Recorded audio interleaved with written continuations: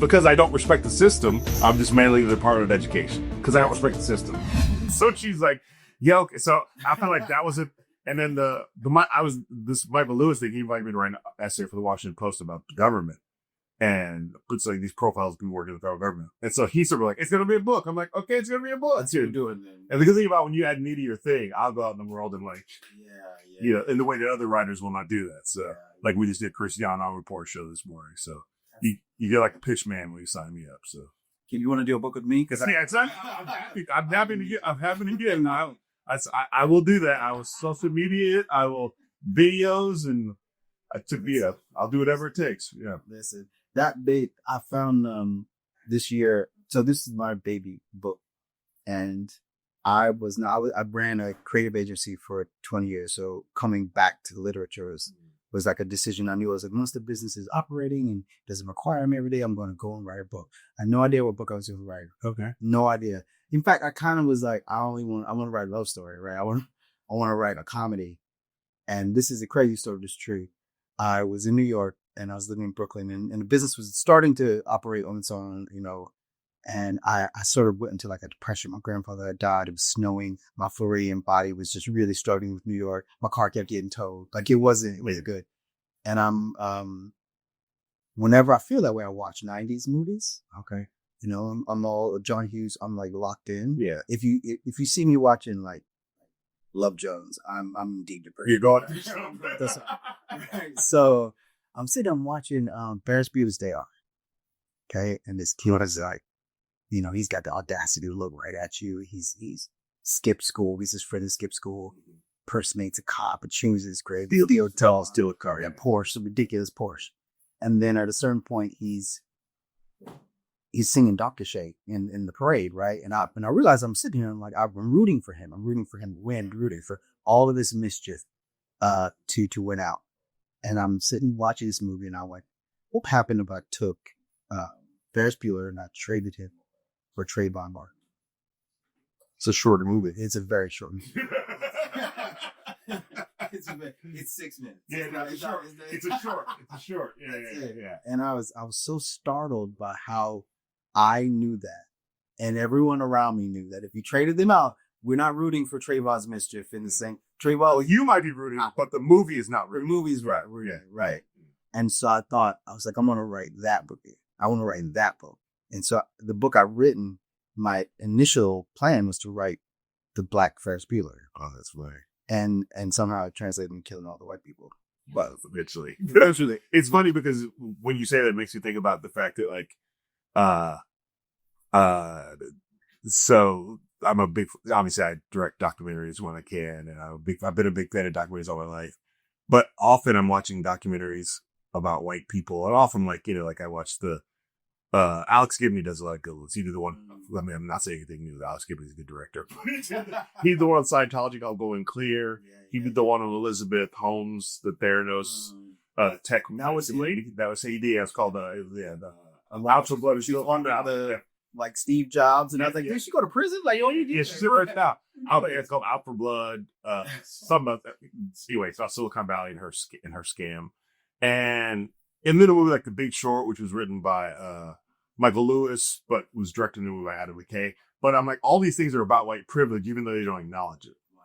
Because like Elizabeth Holmes, her whole thing was like telling people she was going to create a project that medicine had said is impossible. Yes. So. And she was not a doctor. And this was like, I'm going to do it. And so she sold it to like old white men of privilege or money and said, and then you fell in love with, okay. And they just fell, and she sold it to old white men with privilege and money. And they just basically fell in love with her. Yes. And then they gave her millions and millions of dollars. And she was on the cover of Forbes. She was like a billionaire, the fastest self-created billionaire, self-created being a thing. And I'm like, this is about white privilege, because a black man, a black woman couldn't say, I'm selling you a magic thing that is science and technology and medicine that cannot exist, but I'm going to do it anyway.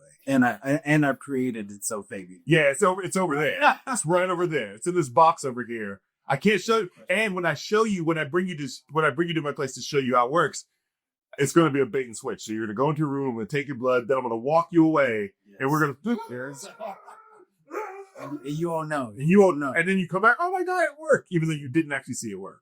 Well, I agree with you. I think definitely white privilege. Yeah. The astounding part of the white privilege is it is not just what happened in the story, but it's what happened as a result of watching it. There are people who almost treat her like do you remember that movie in the 80s, Billie Jean, where like she like her brother motorcycle gets hit and she becomes like this superhero, right? It's like that. It's like that girl, like she ain't doing all that. Come on. Yeah. And so I will never forget. My wife had told me about that documentary, and I was like, oh my God, that's terrible.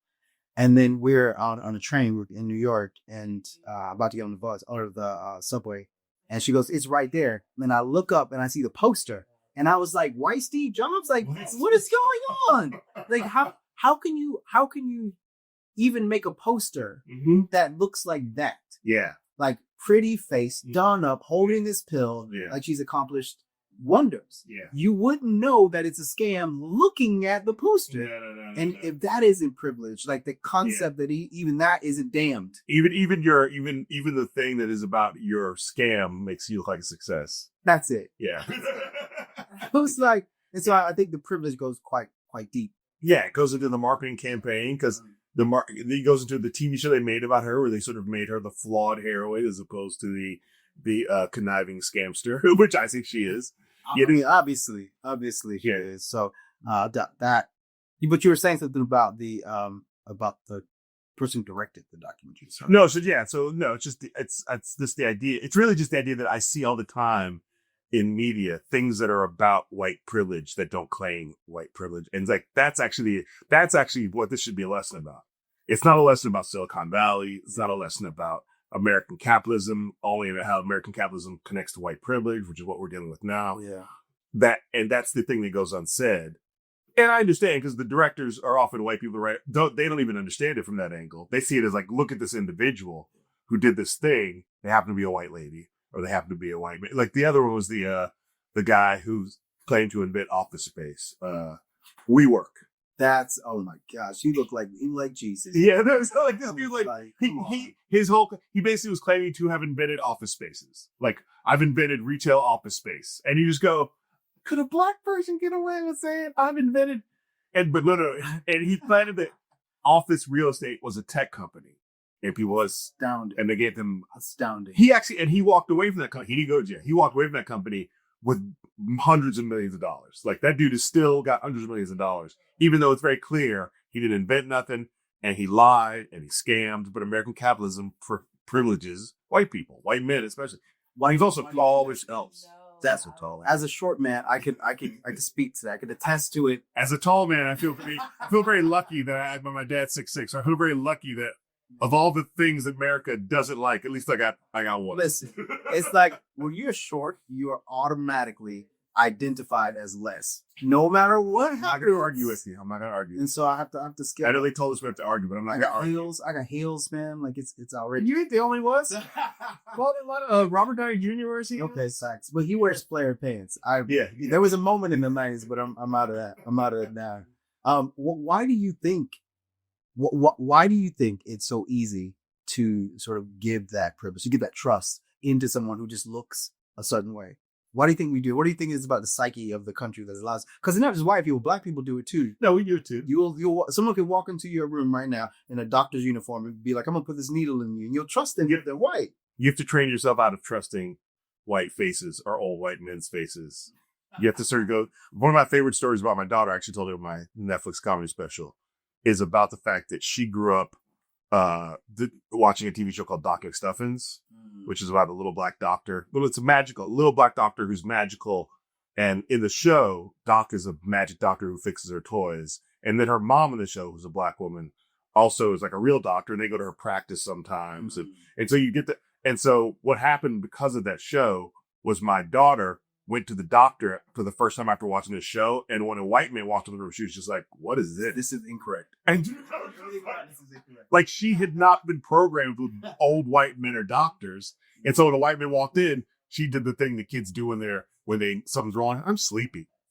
I'm just because kids never thought he'd be sleepy. And so I was like, she had not been programmed the way that like I had been, that white men are doctors and that you should trust old white men. Do you think that like, this is a thing that I'm debating in my own mind, but do you think representation is a solve for that? Solve, it's a tool. Because I think the idea is that now my daughter's of the age where she understands that most of her doctors are not black women.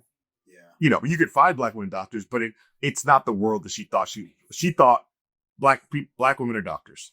And so that representation, one thing, but then when you get out in the world and you see, oh, it's actually a very small percentage of doctors that are black women. That's not, so representation as far as like on TV, that's a tool. I work in Hollywood, or not work in Hollywood, I work in the industry, but like, so representation is a piece of it, but it's not the whole thing. Yeah, I don't think so. I'm in a place now where I don't actually think you can just put a black face on a thing and would be representation. That there needs to be some sort of cultural, like something that I can look at and I go, I could see not just the tone of my skin in that, but I could see my way of life in that, which I think is difficult. When I was writing my book, there's a scene in the book where they have to get on an airplane. Now, I want you to imagine a reality in which there are no white people. And I did this exercise when I first had the idea for the book. I was like, okay, I'm going to go to my nearest coffee shop, which at the time, again, I'm in Crown Heights, and it's like down the street from where Biggie was, and there were no black people in this coffee shop. Yeah. Right. So I sit down, and I'm like, okay, it'll just be like me and my man over here who's like black and like Puerto Rican. And then if it's just two of us, who's sourcing the materials for all of this furniture, right? Who's getting the beans?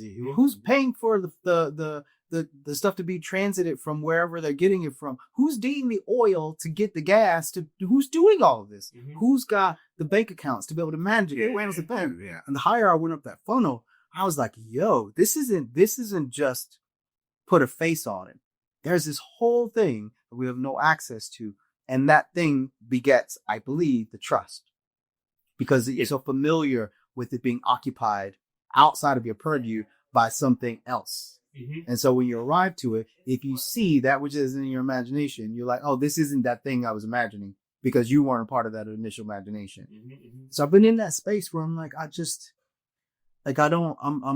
when I see a film or I see something where I go, we're represented tonally, we're represented in that there's a physical black person that occupies this space.